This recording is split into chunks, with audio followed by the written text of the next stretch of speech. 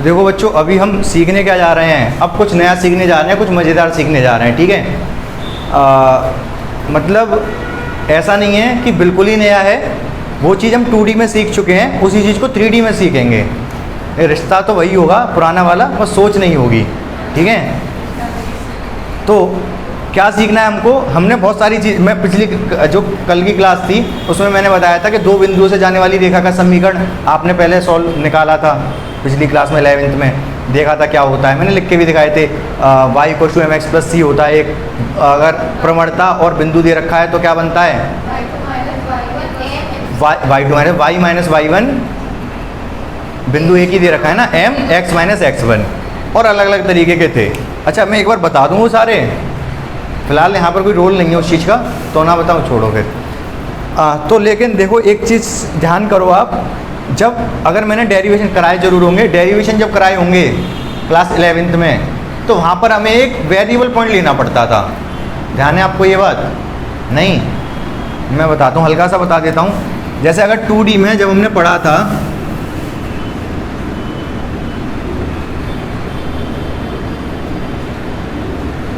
ये x axis है, ये y एक्सिस है, मान लो हमें ये दे रखा था, दो बिंदु वाला ले रहा हूँ मैं, दो बिंदु दे रखे हैं x1 y1 और एक बिंदु दे रखा है x2 y2। अगर हमें इसका डेरिवेशन करना होता था, अगर हमें इसका डेरिवेशन करना हो तो हम, अच्छा इसकी क्या इक्वेशन आती थी वो भी बता दे रहा हूँ, y - y1 y2 - y1 upon x2 - x1 x - x1, दो बिंदुओं से जाने वाली सरल रेखा का समीकरण ये हुआ करता था। सही बात है। अब इसको जब हमने ड्राइव किया, तो ड्राइव किया उस टाइम पर हमने क्या किया, हमने एक वेरिएबल पॉइंट लिया। वेरिएबल पॉइंट मतलब देखो लाइन कौन सी होगी इन दोनों बिंदुओं को ज्वाइन करने वाली, ये वाली लाइन होगी, बिंदु इधर कर ले रहा हूँ, ये लाइन है, ठीक है। अब जब हमने ड्राइव किया, ये लाइन बनी कैसे, लाइन एक ये मान लें, अच्छा सरल रेखा की परिभाषा क्या होती है, रेखा की परिभाषा क्या होती है, बहुत सारे बिंदुओं से मिलकर रेखा बनती है, collection of many points is called line. तो बहुत सारे बिंदु ऐसे बिंदु बिंदु बिंदु बिंदु बिंदु होते जाएंगे तो एक रेखा बना देंगे ये, ठीक है। तो एक बिंदु ऐसा है, कर्सर जैसा होता है ना, कर्सर ब्लिंक करता रहता है, चलता रहता है, वैसे ही समझो एक बिंदु ऐसा है। अच्छा मैं एक काम कर रहा हूँ, काले से ले रहा हूँ, ये पूरी लाइन लाल थी, ये भी लाल हो गए, जो बिंदु गिवन है ये काला अलग है, ये थोड़ा, ये बिंदु कहीं पर भी चल सकता है, लेकिन चलेगा कैसे, इसी लाइन पर चलेगा, इन दोनों बिंदुओं को ज्वाइन करने वाली लाइन पर, समझ रहे हो। और ये जो बिंदु वेरिएबल है ये कहीं पर भी जा सकता है इस लाइन पर, इसी के कोऑर्डिनेट हम पता है क्या मानते हैं, क्या, x, y।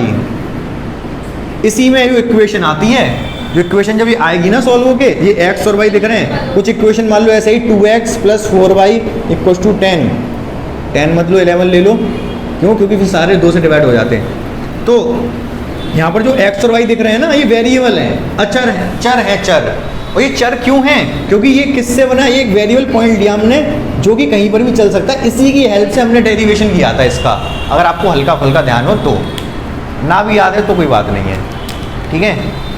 बताऊं कैसे डेरिवेशन किया था, इसको रहने दो, हम आगे देखते हैं। बस इतना समझ गए हम, एक वेरिएबल पॉइंट लेना पड़ता था, क्यों बताया मैंने, यहाँ पर भी उस वेरिएबल पॉइंट को लेंगे, ठीक है। और सबसे बड़ी बात ये, अब जो हम पढ़ने जा रहे हैं यहाँ पर, सरल रेखा का समीकरण बताऊंगा मैं आपको 3D में, फिर आगे अगली वाली एक्सरसाइज में हम समतल का भी, समतल मतलब प्लेन का इक्वेशन देखेंगे, समीकरण देखेंगे। अगर मैं आपको डायरेक्ट बता दूं कि भाई देखो ये सरल रेखा का समीकरण है, तो आप रट लोगे, क्वेश्चन कर भी लोगे, लेकिन मज़ा नहीं आएगा आपको। मज़ा नहीं आएगा मतलब इन द सेंस आपको ये नहीं पता चलेगा कर क्यों रहे हैं ऐसा, और कुछ क्वेश्चन घुमा के दे दिया तो फिर आप चकरा जाओगे।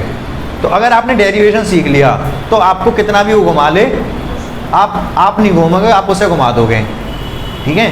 तो हम सीखेंगे डेरिवेशन सारे।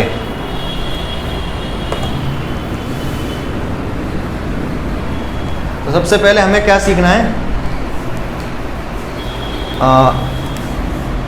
दिए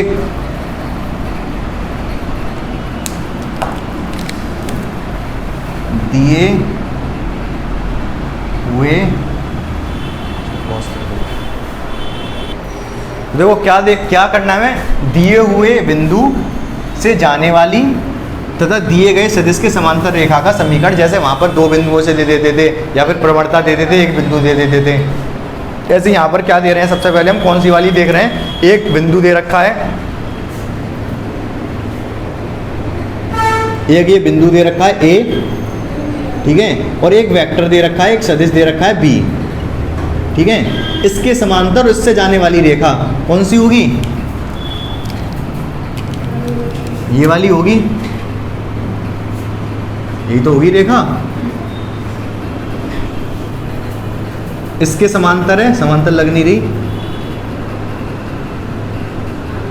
ये इसके समांतर है और इस बिंदु ए से जा रही है, इसका हमें समीकरण देखना है कैसा होगा। क्लियर है इतना क्या करने जा रहे हैं हम, कोई कंफ्यूजन नहीं है इसमें, ठीक है। अब मैंने क्या बताया था वेक्टर में कि अगर दो सदिश समांतर हैं तो क्या होता था, अगर एक ये है, एक ये है, ये ए है, ये बी है, तो ए इक्वल टू लैम्डा बी हुआ करता था, ध्यान है आपको ये बात, हाँ, ए इक्वल टू लैम्डा बी, दोनों तरफ एक लोग ना, ए इक्वल टू लैम्डा बी या बी इक्वल टू लैम्डा है, कुछ भी कह सकते हो, उससे फर्क नहीं पड़ेगा। अच्छा, यहाँ पर भी एक वेरिएबल पॉइंट लेना पड़ेगा, जैसे मान लिया था अभी 2D में जो बताया था, एक वेरिएबल पॉइंट लेना पड़ता है जो एक्स वाई जेड, जो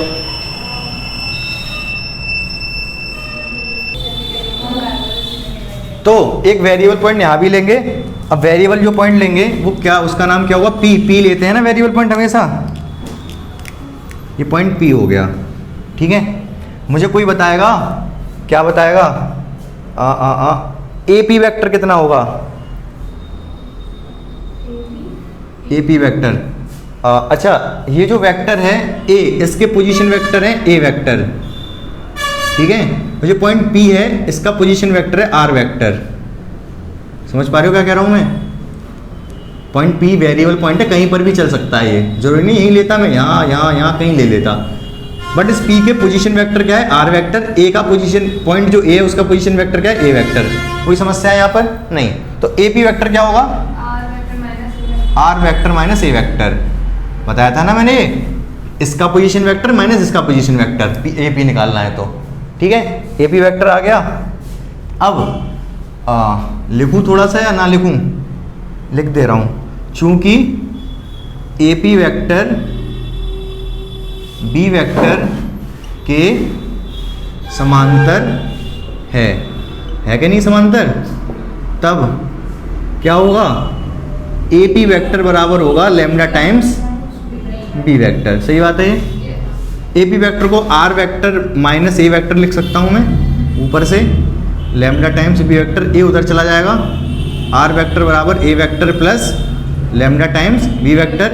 यही समीकरण है किसकी, सरल रेखा की समीकरण है, दिए हुए बिंदु से जाने वाली और दिए गए सदिश के समांतर रेखा का समीकरण है। जो दिया हुआ बिंदु है उसका position vector plus lambda times जो दिया गया सदिश है उसका वेक्टर, वही दिया हुआ सदिश है वो, परिमाण नहीं वेक्टर, पूरा परिमाण होता तो मॉडर्न नहीं होता, पूरा का पूरा वेक्टर है, ठीक है। तो ये बन गई इक्वेशन, बन गई हमारी। लेकिन जो इक्वेशन बनी है ये कौन सा रूप है, हाँ आएगा, बिल्कुल आएगा, अभी देखते हैं कैसे आएगा। तो ये इक्वेशन बन गई, ये कौन सी है, सदिश रूप है, इक्वेशन का कौन सा रूप है, सदिश रूप है, क्योंकि यहाँ पर वेक्टर की फॉर्मेट में लिखा गया है। अभी हम उसमें नहीं लिखा, कार्टेशियन फॉर्मेट में नहीं लिखा। कार्टेशियन मतलब क्या होता है, चालू कर दो फैन, निर्देशांक रूप देखेंगे अभी इसका हम, निर्देशांक मतलब एक्स वाई जेड जिसमें आता है, ठीक है।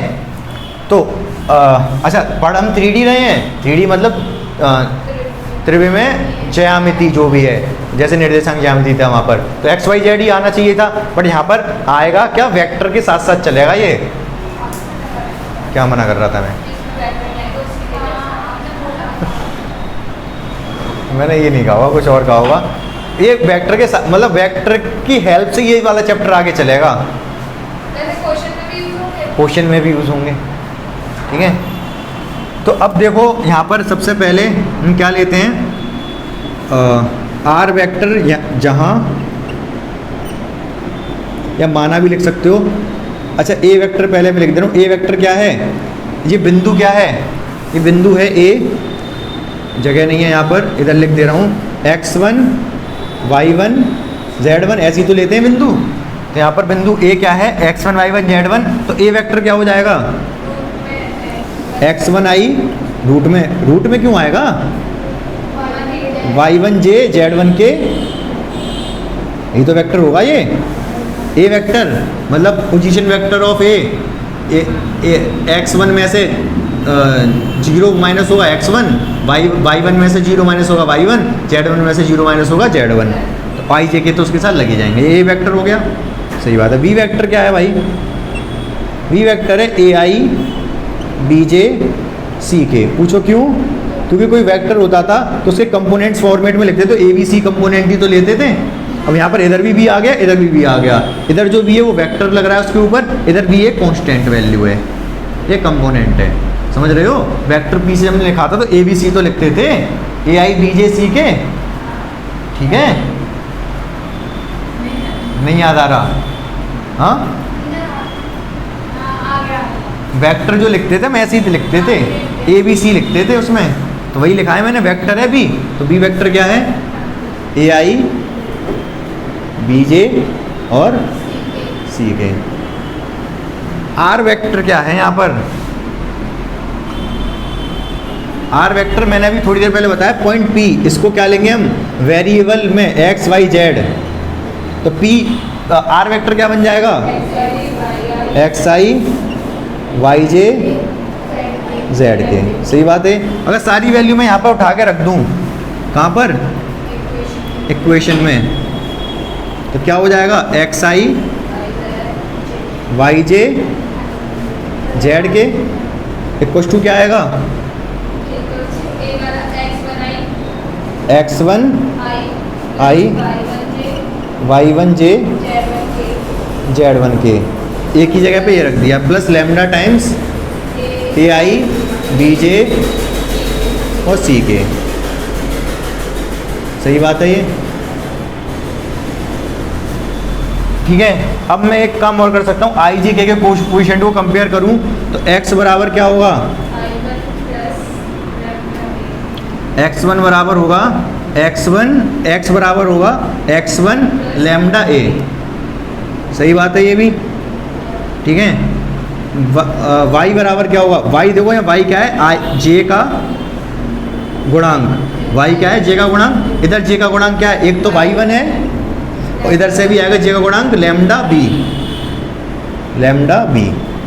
इधर k का गुणांक क्या है, z, इधर k का गुणांक क्या होगा, एक तो ये z1 प्लस लैम्डा c। सही बात है, ये समझ में आ गया ये, ठीक है।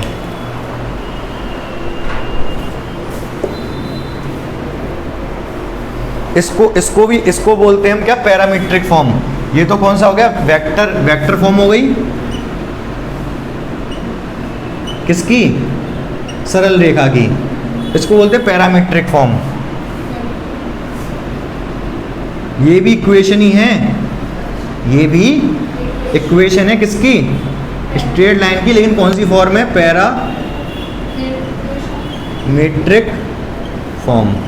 पैरामीट्रिक को शायद विमेय बोलते होंगे, पैरामीट्रिक फॉर्म क्यों बोल रहे हैं, इसमें तीनों पैरामीटर अलग अलग हैं, एक्स वाई जेड, ठीक है। जैसे आपने पहले उसमें भी पढ़ा होगा, किसमें, डिफरेंशिएशन में आपने ऐसे डिफरेंशिएट करे होंगे, x बराबर a cos थीटा, y बराबर b sin थीटा, ये वाले किए थे। तो ये कौन सी फॉर्मेट थी डिफरेंशिएशन की, पैरामीट्रिक फॉर्म, क्योंकि x का अलग x और y अलग दोनों पैरामीटर किसी तीसरे वेरिएबल पर डिपेंड कर रहे हैं। अब पैरामीट्रिक को क्या कहते हैं हिंदी में देख लेते हैं एक बार, तो क्या है ये, इसको ये वेक्टर तो सदिश रूप हो गया, सदिश रूप, ये समीकरण का था सदिश रूप, ठीक है। और ये हो गया प्राचल समीकरण, प्राचल रूप कह सकते हैं, प्राचल समीकरण, पैरामीटर को प्राचल समीकरण या प्राचल रूप, ठीक है। अब हम क्या करने वाले हैं आगे, इतनी सी जगह में कर दूं, इधर कर दूंगा। अब मुझे एक बात बताओ, यहाँ पर सब में लैम्डा आ रहा है, लेमडा की अगर मैं वैल्यू निकालूं तो क्या निकल के आएगी, x1 को इधर ले आऊँगा, x माइनस x1, क्या बचेगा इधर लेमडा ए को नीचे ले जाऊं, क्या केवल लेमडा रह जाएगा इधर, सही बात है ना। इधर भी y1 को इधर ले आऊं माइनस y1 और फिर b को नीचे ले जाऊं, तो y minus y1 upon b, ये भी लेमडा के बराबर आएगा। यहाँ पर z1 को पहले z से माइनस कर दूं और फिर c को नीचे ले जाऊं, z minus z1 upon c, ये भी क्या आ गया, लेमडा। तीनों लेमडा के बराबर है, तीनों को बराबर रखा जा सकता है। x minus x1 upon a, y minus y1 upon b और z minus z1 upon c। ये आपका आ गया क्या, रेखा का समीकरण आ गया। कौन सा, कार्तीय समीकरण, कार्तीय रूप, कार्तीय मतलब कार्टेजन, कार्तीय, कार्तीय कैसे, कार्तीय, कार्तीय रूप या कार्तीय समीकरण है किसका, सरल रेखा का 3D में। तो देखो अभी जब आप पूछ रहे थे कल की क्लास में मुझसे कि जो सरल रेखा का समीकरण देखेगा वो कैसा देखेगा, मैंने कहा था वैसा नहीं देखेगा कि x plus 2x plus 3y equal to 4। यहाँ पर देखो सरल रेखा का समीकरण कैसा दिख रहा है, इक्वल इक्वल करके आ रहा है, समझ रहे हो। यहाँ पर x1 y1 z1 क्या है, जो बिंदु दे रखा है उसके कोऑर्डिनेट, और a b c क्या है, जो वेक्टर दे रखा है, सदिश दे रखा है उसके घटक। क्लियर है आपको, ठीक है। क्वेश्चन कराऊँ इस पर बेस्ड एक और बता दे रहा हूँ, उसके बाद क्वेश्चन देखेंगे, ठीक है। एक और डेरिवेशन बता दे रहा हूँ। आगे का सीखने वाले हो, दिए हुए बिंदु, कितने बिंदु, दो बिंदु, दिए हुए दो बिंदु से जाने वाली रेखा का पति समीकरण, ठीक है। तो कैसे करेंगे ये, वही सेम प्रोसीजर सा रहेगा हमारा। देखो फटाफट में बता दे रहा हूँ, और उसी में हम ऐड कर देंगे पीछे वाले में ही, ठीक है। बहुत जल्दी समझ आ जाएगा ये आपको। क्या करना है, यहाँ पर हमको दो बिंदु दे रखे हैं ए और बी, ये ए हो गया और ये बी हो गया। तो इन दोनों से जाने वाली रेखा का समीकरण चाहिए हमको। इंक डाली थी ना मार्कर में इसमें। तो यहाँ पर हम क्या लेंगे, एक पॉइंट और भी लेंगे ना, क्या, आर पी। अब बुक में पी बीच में लिया है, कोई फर्क नहीं पड़ता, मैं इधर ले लूँगा, मेरी मर्जी। हमें चाहिए इन ए और बी से जाने वाली रेखा का समीकरण। ए और बी से जाने वाली रेखा पर कहीं एक बिंदु मैंने पी ले लिया, ठीक है। ए के पोजीशन वेक्टर क्या होंगे, ए वेक्टर, बी का पोजीशन वेक्टर क्या होगा, बी वेक्टर, और पी के पोजीशन वेक्टर क्या होंगे, आर वेक्टर। सही बात है। एक्स वाई जेड इसके घटक आर के, बिंदु जो पी है वो है एक्स वाई जेड। जब आप आर वेक्टर बनाओगे तो एक्स आई वाई जे जेड के बनेगा। क्यों, कहाँ है भी, और इसीलिए ऑब्वियस सी बात है, तब सेम लिया है ना, यहाँ जिस कैपिटल है स्मॉल है, तो कंफ्यूजन क्या, इसीलिए तो लिया है कैपिटल ए जो पॉइंट है उसके पोजीशन वेक्टर स्मॉल है, तो अच्छी बात है। कंफ्यूजन क्या, अच्छी बात है ये तो, ठीक है। अच्छा, ए के कोऑर्डिनेट क्या होंगे, x1 y1 z1, बी के कोऑर्डिनेट क्या होंगे, x2 y2 z2, ठीक है। अब देखो होगा क्या, अब यहाँ पर दोनों जो वेक्टर थे, पहले हमने क्या लिखा था, पहले हमने ये लिखा था कि or A P vector equal to lambda times B vector, यही तो लिखा था। इस बार भी ए पी वेक्टर ले रहा हूँ मैं, ए से लेके पी तक, लेकिन ये इस बार बी नहीं है हमारे पास, इस बार हमारे पास क्या नहीं है, बी। तो बी की जगह क्या ले लूँ मैं, यहाँ बी की जगह ए बी ले लूँ। बिल्कुल सही बताया इन्होंने, ए बी वेक्टर कि क्यों, जो ए पी वेक्टर है, ये जो ए पी वेक्टर है, ए बी वेक्टर के समान, ये समांतर भी कह सकते हैं, सररेख समांतर बात तो एक ही है वेक्टर में, बिल्कुल सररेख ही है ये तो हम ऐसे भी ले सकते हैं, A P vector equal to lambda times B vector, A B vector. सही बात है, बिल्कुल सही बात है। ए बी वेक्टर क्या, R vector minus A vector, lambda A B vector मतलब B vector minus A vector. तो तो क्या बनेगा यहाँ से, ये ए वेक्टर उधर चला जाएगा, ये बन गया A vector plus lambda times B vector minus A vector. आसान है, ये बन गई कौन सा रूप, सदिश रूप बन गया रेखा का, दो बिंदुओं से जाने वाली। अब इसमें अब ये सारी वैल्यू डालेंगे x1 y1 z1, तो देखो अंतर कहाँ पर आएगा, मैं डायरेक्ट वो लिख रहा हूँ, क्या कार्तीय समीकरण लिख रहा हूँ। कार्तीय समीकरण में देखो अंतर कहाँ आएगा, मैं समझाता हूँ। पहले हमने जो कार्तीय समीकरण लिखा था वो ये लिखा था x minus x1 upon a, y minus y1 upon b, z minus z1 upon c। ध्यान से सुनना मेरी बात को। तो ए वेक्टर तो पहली वाली इक्वेशन क्या थी, आर वेक्टर बराबर A vector plus lambda times B vector. A तो अभी भी अपनी जगह पर है, ए की वजह से तो x1 y1 z1 आए थे, ए की वजह से ए के जो कोऑर्डिनेट है वो x1 y1 z1 है, ए की वजह से ही x1 y1 z1 है, ये तो अपनी जगह पर है। बस b माइनस ए आ गया किसकी जगह पर, b की जगह पर। v पहले क्या था, v जो वेक्टर था पहले वो वेक्टर था पैरेलल वाला, जिसका क्या था ए आई बी जे और सी के। तो ये नीचे ए बी सी आ गए थे, किसकी वजह से, बी की वजह से। पहले बी की वजह से नीचे ए बी सी आए थे, अब किसकी वजह से आएंगे, बी माइनस ए वेक्टर की वजह से आएंगे, जो भी आएगा नीचे। और बी माइनस ए वेक्टर क्या देगा हमको, यहाँ से देखो B vector minus A vector क्या आएगा, ये आएगा बी वेक्टर क्या होगा, x2i y2j z2k, क्या है ये, B vector minus A vector. A vector क्या है, x1i, ये जो ए वेक्टर है पॉइंट दे रखे हैं ना, x1i y1j और z1k, सही बात है ये। तो b माइनस ए वेक्टर क्या होगा, x2 में से x1 माइनस होगा, x2 minus x1i y2 minus y1j और z2 माइनस z1k।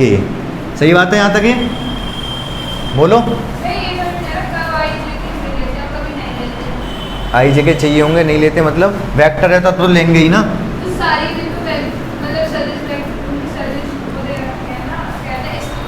हाँ हाँ,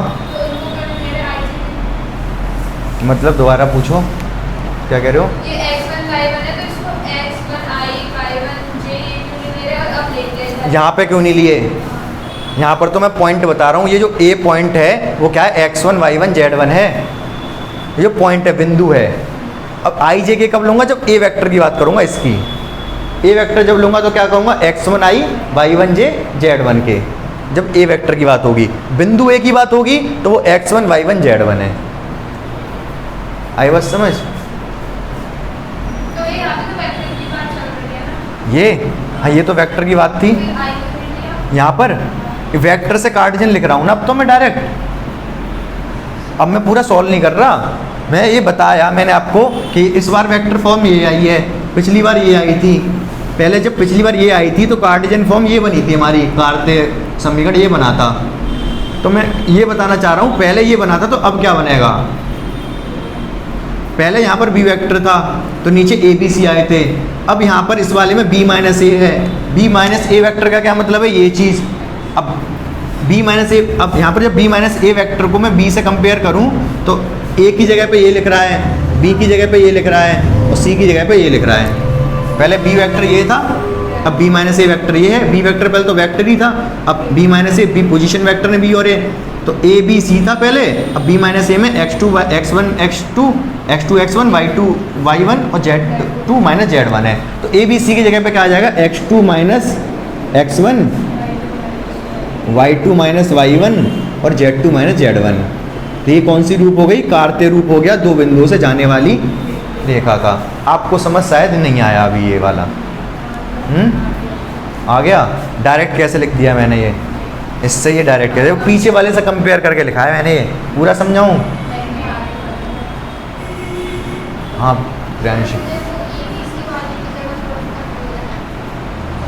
इसको भी मैं आपको पूरा बता दे रहा हूँ, ठीक है, देखो आप ध्यान से।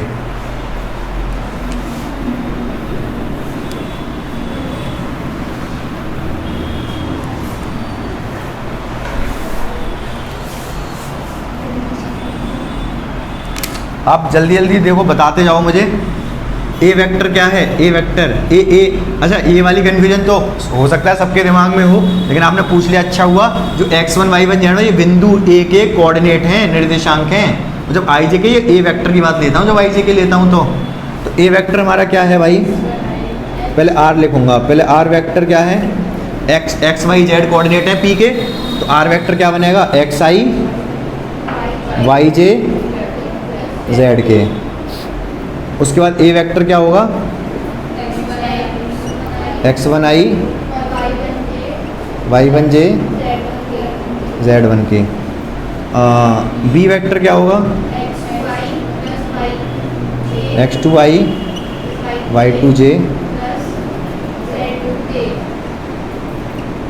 z2 के। इसमें पुट कर दें सारी वैल्यू। आर वेक्टर क्या है, एक्स आई प्लस वाई जे प्लस जेड के। और उसके बाद ए वेक्टर क्या है, x1 आई y1 जे और z1 के प्लस लैम्डा। बी वेक्टर क्या है, बी वेक्टर है x2 आई प्लस y2 जे z2 के माइनस है ना ए वेक्टर क्या है भाई, मैं बड़ा ब्रैकेट लगा दे रहा हूँ, x1 आई y1 जे और z1 के। यहाँ ब्रैकेट ही ब्रैकेट में अंदर x2 से x1 माइनस हो जाएगा, i के साथ है क्योंकि y2 से y1 माइनस हो जाएगा, z2 से z1 माइनस हो जाएगा। डायरेक्ट कंपेयर कर दूँ मैं, अब डायरेक्ट कंपेयर करूँ। यहाँ i का गुणा इधर इक्वल के इधर i का गुणांक x है, इधर i का गुणांक एक तो x1 होगा, एक क्या होगा, इधर देखो यहाँ i का गुणांक क्या बनेगा, x2 माइनस x1 बनेगा ना, उसमें भी लैम्डा की गुणा होगी, तो लैम्डा x2 माइनस x1। ठीक है। इसके बाद y इधर j का गुणांक है, y j इधर j का गुणांक एक तो y1 होगा प्लस इधर j का गुणांक एक तो y2 होगा माइनस y1 होगा और लैम्डा की गुणा हो रही होगी, y2 minus y1 z1 plus lambda z2 minus z1। कौन सी फॉर्मेट आ गई है रेखा की, पैरामीट्रिक फॉर्म, प्राचलन समीकरण, प्राचल समीकरण है ये। पैरामीटर से अलग अलग लिख रहे हैं x y z। अब इसको हमें कार्टेशियन में बदलना है तो बदल देंगे कार्टेशियन में, क्या दिक्कत आ रही है। क्या करेंगे, हमें लैम्डा की वैल्यू चाहिए, लैम्डा की वैल्यू क्या होगी, x minus x1 divide by, ये तो इधर आ गया, फिर लैम्डा की वैल्यू चाहिए तो ये नीचे आएगा x2 माइनस x1।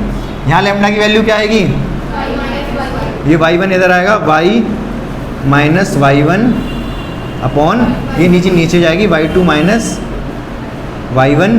इधर लैम्डा की वैल्यू क्या आएगी, z minus z1 upon z2 minus z1। और ये सारी वैल्यू लैम्डा के बराबर है तो तीनों को बराबर लिख सकता हूँ। तो ये क्या बन गया हमारा, कार्टेशियन समीकरण बन गया, कार्टेशियन इक्वेशन बन गया, कार्टेशियन समीकरण क्या बोला है। तो देखो एग्जाम्पल नंबर 8 देखो, ये क्या करना है यहाँ पर, ये हमें कार्तीय रूप दे रखा है, कार्तीय समीकरण दे रखा है, तो बहुत आसान है इसको समझना। अगर मैं इसको डेरिवेशन से बात करूँ तो ये जो नीचे वाले 2 4 2 हैं, ये क्या हैं, जो वेक्टर पैरेलल दे रखा था ना b, उसमें अगर 2i 4j और 2k है, ये 2 4 2, ठीक है। और ये बिंदु जो दे रखा है हमको, जिस बिंदु से जा रहा था वो बिंदु का क्या है, देखो ये प्लस का 3 है बट एक्चुअली फॉर्मूले में माइनस होता है, तो माइनस 3 है ये, ठीक है। तो ये बिंदु जो था वो था -3 और ये 5 और -6, समझे प्रियांशी। ये +6 है ना, बट इसको -6 लिखेंगे क्योंकि फॉर्मूला क्या था हमारा, कार्तीय समीकरण क्या आया था, x minus x1 upon a, y minus y1 upon b और z minus z1 upon c। तो a b c तो ये हो गए, x1 y1 z1 क्या होंगे, कंपेयर करेंगे हम इससे, माइनस आना चाहिए यहाँ पर, तो माइनस कर लिया मैंने और अंदर भी माइनस कर दिया। तो x1 y1 z1 क्या है, -3 5 -6, तो ये a बिंदु आ गया, समझ रहे हो आप। तो इसका कार्य हमें हमसे कह रहा है वो वेक्टर फॉर्मेट बताओ, वेक्टर फॉर्म बताओ। तो क्या था वेक्टर फॉर्म? आर वेक्टर बराबर A vector plus lambda times B vector. ठीक है, तो आर वेक्टर ऐसे ही रहने दो। ए वेक्टर कितना है? ए वेक्टर यहाँ से बनेगा x1 y1 z1 से, ये वाला बिंदु जो है, तो -3i plus 5j minus 6k plus lambda, इधर बी वेक्टर आएगा, लैम्डा भी है ना बी, हाँ अरे कोई बात नहीं, लैम्डा बी, बी वेक्टर क्या है यहाँ पर? ये बनेगा B vector A B C से, बना दिया मैंने ऊपर 2i 4j 2k। समझ आ गई ये बात आपको अच्छे से?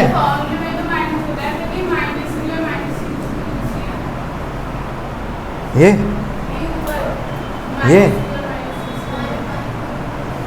माइनस माइनस प्लस हो जाएगा ना, तभी तो माइनस बनाया मैंने। यहाँ प्लस था, क्वेश्चन में प्लस था, बट फॉर्मूले में माइनस होता है, इसलिए मैंने यहाँ पर माइनस बना लिया और एक माइनस यहाँ लगा दिया। माइनस माइनस प्लस ही हो जाएगा वापस वो। समझ आया ये क्वेश्चन बहुत अच्छे से? ठीक है, एक क्वेश्चन मैं अपनी तरफ से दे रहा हूँ। हाँ,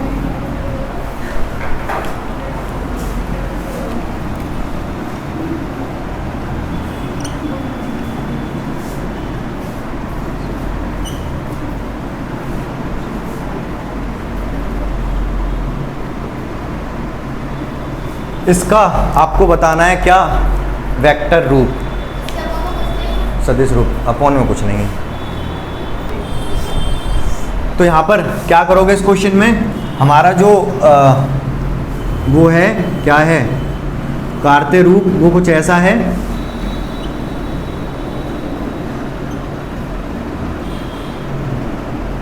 ऐसा ही तो है,